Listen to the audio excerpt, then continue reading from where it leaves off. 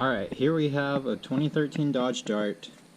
It had a bad rack when I bought it. Instead of buying the 2000 plus brand new from the Chrysler dealership OEM rack, one that's never been programmed before, I found a way to make a used rack work on this. Now if you're familiar, used racks typically don't work on these darts because they are married to whatever VIN number is in the BCM of the car it originally came from. So they aren't reprogrammable. For whatever reason, Dodge decided not to make them reprogrammable. So your only option is to buy a brand new rack that's never been reprogrammed or never been programmed before. And that's tough, that's expensive. I found out a way to make this work for a rack from the junkyard for just about 80 bucks. And let me start it up and prove to you. Now the problem is you can install the rack, everything will work, but there will be a service power steering light on the dash. Now I found a way to get that light to go away. That steering wheel is the light. That's normal to come on, but when I start it up, see the light? It comes on indicating that it works, and then it comes off and it doesn't stay on the dash. The odometer is not flashing. There's no stored messages other than washer fluid low, but you know, no messages and no flashing odometer. So this works. Let me show you how I did it. So as you see here, this is the rack. This is the rack that was in the car, the rack that went bad. I took the boots off the inners just to see if the tie rods were bad, because if tie rods are bad, I'd rather do that than drop the subframe and pull the rack out, but there's no damage to the tie rods, at least none that I could see. It was all internal. So after figuring out it was a bad rack, I installed the used junkyard rack into the car, and if you saw the video, everything worked. We just had the service power steering light on. So now we need to figure out a way to get that light to go away.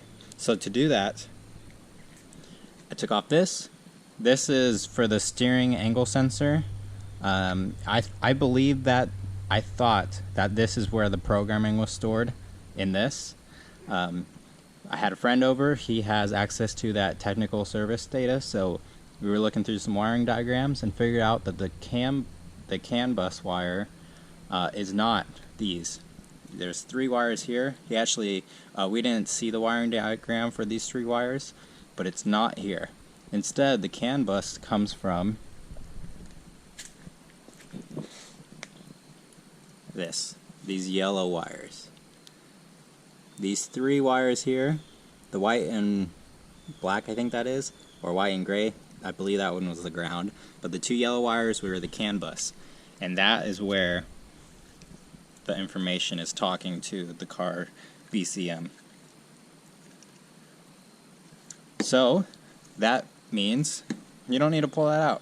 If you want to swap a used rack in, you just got to pull this motor. This is what gives you that electric power steering assist.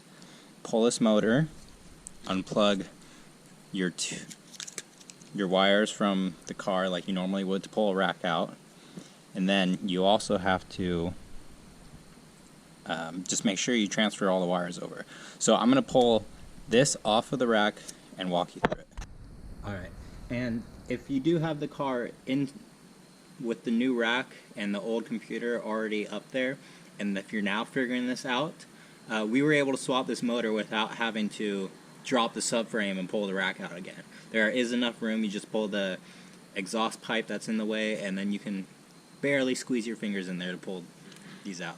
So it's 3 T30 Torx, so we'll loosen them up.